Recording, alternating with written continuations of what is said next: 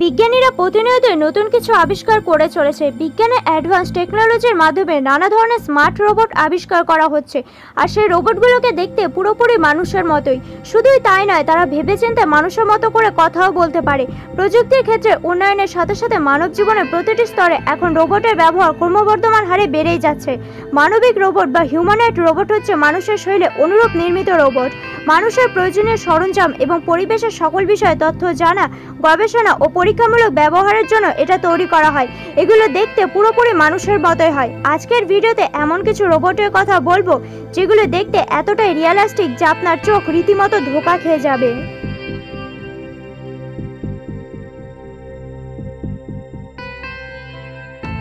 Number 1, mark 1 robot. Mark 1কে হংকংয়ের একটি company আবিষ্কার করেছে। এটি দেখতে অপরূপ সুন্দর একটি মেয়ে রোবট। 42 বছর বয়সী গ্রাফিক্স ডিজাইনার রিকি মার প্রায় 2 বছর ধরে কঠোর পরিশ্রমের পর এই রোবটটি তৈরি করেছে। রোবটটি তৈরি করতে খরচ হয়েছে $50,000। রিকি মার তার পার্সোনাল কাজের জন্য এই রোবটটি তৈরি করেছেন। এটির মধ্যে এমন অনেক ইউনিক গুণ আছে যা অন্য সব রোবটের মধ্যে মোটেও নেই। এই রোবটটি তার হাত, পা ও মাথা একদম মানুষের মতো করে নাড়াতে পারে। এটির স্কিন খুবই সফট ও সিলিকনের মাধ্যমে বানানো হয়েছে, যার কারণে এটি দেখতে একদম মানুষের মতোই, এবং এর বডি 3D প্রিন্টারের মাধ্যমে বানানো হয়েছে। এই রোবটটি কথা বলতে পারে, এমনকি বিচার করতেও সক্ষম। এই রোবটটিকে হলিউড অ্যাক্ট্রেস স্কারলেট জোহানসনের চেহারা দেওয়া হয়েছে, যিনি কিনা রিকি মার খুবই পছন্দের হলিউড অ্যাক্ট্রেস।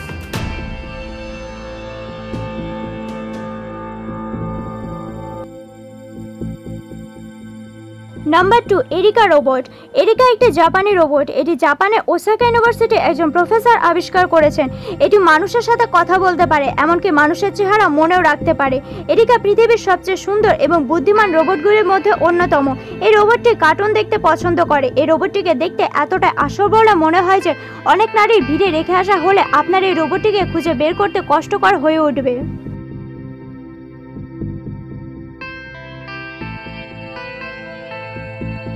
Number 3, জেমিনয়েড decay. জেমিনয়েড ডিকের চেহারা এমনভাবে বানানো হয়েছে যে কোনো মানুষ এটিকে দেখে আসল মানুষ ভাববে এবং ভাববে এটি রোবট হওয়ার নাটক করছে, কিন্তু আসলে এটি একটি রোবট। এটিকে আবিষ্কার করেছেন ড্যানিশ প্রফেসর হ্যান্ড্রিক স্কারফে। এই রোবটটিকে কম্পিউটার অপারেটর দিয়ে অপারেট করা যায়। এই রোবটটির সামনে থাকা যে কোনো মানুষের এক্সপ্রেশন কপি করতে পারে। হ্যান্ড্রিক স্কারফে তার নিজের চেহারায় দিয়েছেন এই রোবটটির মধ্যে।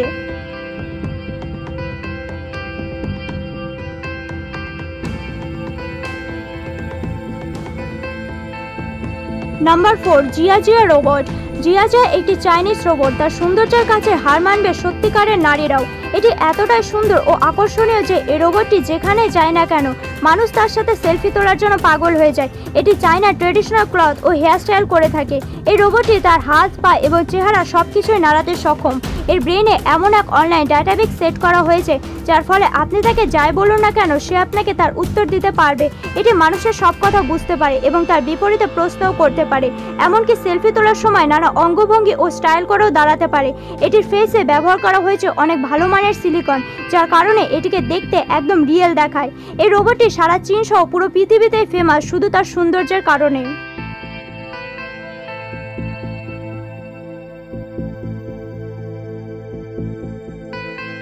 Number 5, harmony robot. এই সুন্দর রোবটটিকে তৈরি করা হয়েছে একাকী মানুষের সঙ্গী হিসেবে। এটি মানুষের সকল কথাই বুঝতে পারে। রোবটটির মূল কাজ হলো মানুষের যৌন চাহিদা পূরণ করা। এই রোবটটি আপনার প্রতিটি প্রশ্নের উত্তর দিতে পারবে। তাছাড়াও এই রোবটটি একটি মেয়ের মতোই আপনার সকল চাহিদা পূরণ করতে পারবে। আমেরিকায় তৈরি হওয়া এই সুন্দর রোবটটি আপনার পছন্দ অপছন্দ সবই বুঝতে পারে এবং তা মনেও রাখতে পারে। পৃথিবীর অনেক মানুষ এই রোবটগুলির সাথে সংসার করছে এবং তারা পুরোপুরি সন্তুষ্ট। এই রোবটটি আপনার চোখে চোখ রেখে পুরোপুরি মানুষের মতো করে কথা বলতে পারবে, যা মুহূর্তে আপনার হৃদয় কেড়ে নেবে।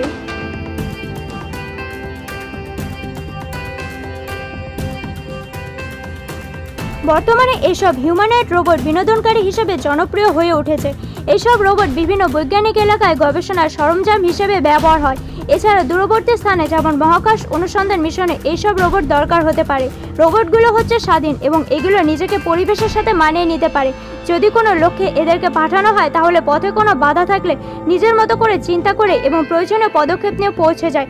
আর এই ক্ষমতাই হচ্ছে অন্যান্য রোবটগুলোর সাথে হিউম্যানয়েড রোবট বা মানবিক রোবটগুলোর মধ্যে প্রধান পার্থক্য। এই রোবটগুলোর যেমন উপকার রয়েছে তেমনি এসব কৃত্রিম বুদ্ধিমত্তা বা অ্যালগরিদম ব্যবহৃত মানব রোবট ভবিষ্যতে বিপজ্জনক হতে পারে।